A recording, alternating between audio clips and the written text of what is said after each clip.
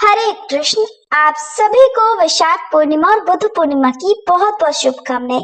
हमारे देश के उत्तर भारत में मुख्य रूप से पूर्णिमांत कैलेंडर का पालन किया जाता है, जहां पर महीना पूर्णिमा के साथ समाप्त होता है और अगले दिन से नया हिंदी मास प्रारंभ होता है। वहीं दक्षिण भारत में अमांत कैलेंडर का पालन किया जाता है, जहां पर अमावस्या तिथि के बाद से नया हिंदी मास प्रारंभ होता है और अमावस्या किसी भी महीने का अंतिम दिन होती है। आज की इस वीडियो में हम आपको बताने वाले हैं वैशाख पूर्णिमा यानी बुद्ध पूर्णिमा की तिथि और शुभ मुहूर्त के बारे में। इस बार वैशाख पूर्णिमा के दिन भद्रा भी लग रही है, तो भद्रा का वास कहाँ रहेगा, भद्रा काल कब से कब तक रहेगा, पूर्णिमा का व्रत किस दिन किया जाएगा, चंद्रोदय का समय क्या रहेगा, श्री सत्यनारायण भगवान की पूजा या व्रत कब किया जाएगा और इस दिन रहने वाले अन्य शुभ और अशुभ मुहूर्तों के बारे में भी आप जानेंगे। वीडियो अच्छी लगे तो लाइक जरूर कीजिएगा और इस दिन हमारे चैनल पर कथा भी जरूर सुनिएगा। बुद्ध पूर्णिमा की तिथि हिंदू धर्म में विशेष मानी जाती है, क्योंकि माना जाता है कि इस दिन गौतम बुद्ध का जन्म हुआ था। इसी दिन उन्हें ज्ञान की प्राप्ति हुई थी और इसी दिन उनका महानिर्वाण भी हुआ था। इस पवित्र दिन में बोधि वृक्ष यानी पीपल के पेड़ की पूजा का विशेष विधान है। इसलिए इस दिन श्रद्धालुओं को सुबह के समय पीपल की जड़ में कच्चा दूध और जल मिलाकर अर्पित करने के बाद शाम के समय दीप जलाने के बाद 7 बार परिक्रमा करनी चाहिए। इस दिन सुहागिन महिलाएं अखंड सुहाग की प्राप्ति के लिए परिवार में सुख समृद्धि की कामना से व्रत रखती हैं। इस व्रत को कोई भी रख सकता है। इस बार वैशाख पूर्णिमा के दिन ही कूर्म जयंती भी मनाई जाएगी, जो कि भगवान विष्णु के कूर्म यानी कच्छप अवतार को समर्पित है। हिंदी पंचांग के अनुसार हर साल वैशाख शुक्ल पूर्णिमा को कूर्म जयंती मनाई जाती है।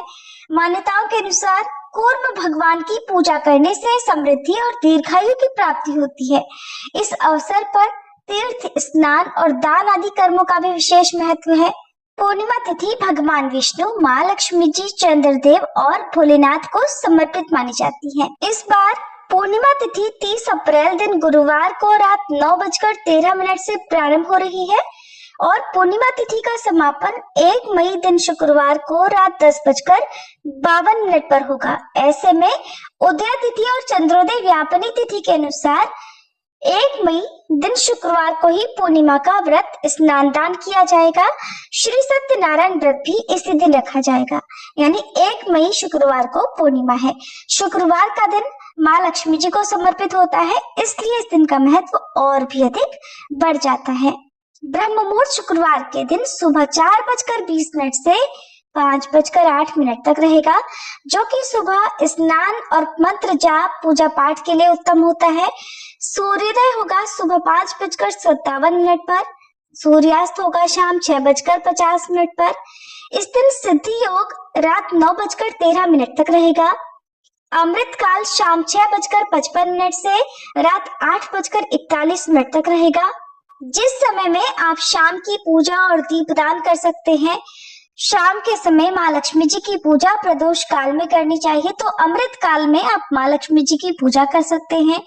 अभिजीत मुहूर्त सुबह 11:58 से दोपहर 12:49 तक रहेगा, जिसमें आप श्री सत्यनारायण भगवान की पूजा या कथा श्रवण कर सकते हैं।